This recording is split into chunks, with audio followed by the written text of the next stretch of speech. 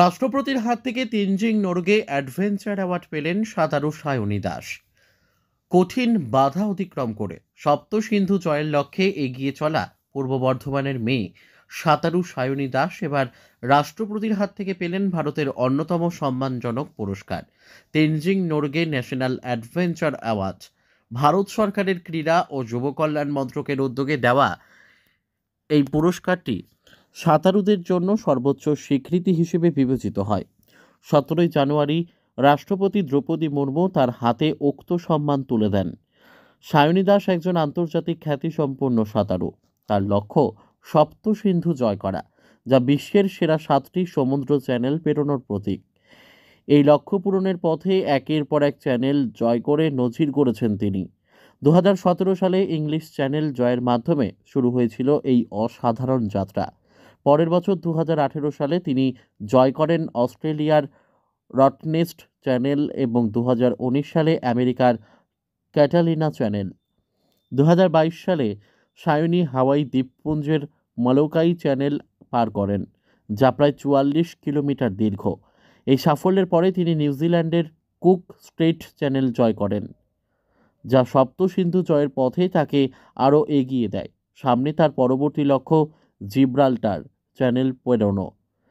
এইসব সাফল্যের পেছনে রয়েছে সায়নীর অসীম অর্ধবসায় এবং সাহসিকতা।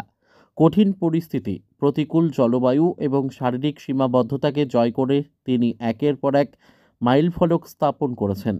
তার মা, যিনি সায়নীর সবচেয়ে বড় প্রেরণা, মেয়ের সাফল্যে দারুণ গর্বিত।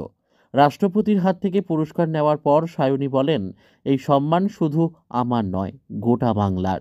আমি আমার মাকে এবং প্রশিক্ষকদের কাছে কৃতজ্ঞ, যাদের নিরন্তর সমর্থন ছাড়া এই যাত্রা সম্ভব হতো না।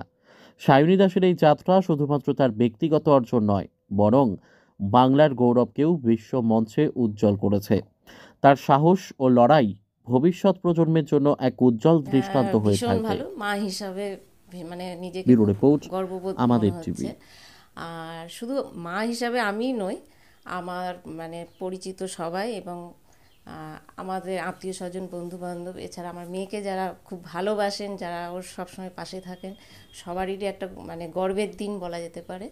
তো আমরা খুব গর্বিত, যেটা ভাষায় প্রকাশ করা যায় না। এর আগেও তো অনেক পুরস্কার পেয়েছিলেন, কিন্তু জাতীয় পুরস্কার সেই জায়গাটা মানে আশা করেছিলেন যে এরকম ধরনের এত অল্প বয়সে মেয়ে পাবে? এর আগে তো যেগুলো ও যেসব জায়গায় গেছে অনেক সম্মানিত হয়েছে অনেক জায়গাতেই। তবে জাতীয় পুরস্কারে একটা মাত্রাই আলাদা, যেটা মনে হয় সবাইকে আরও নতুন করে উজ্জীবিত করতে পারে। আশায় প্রকাশ করতে পারছি না, এত আনন্দিত।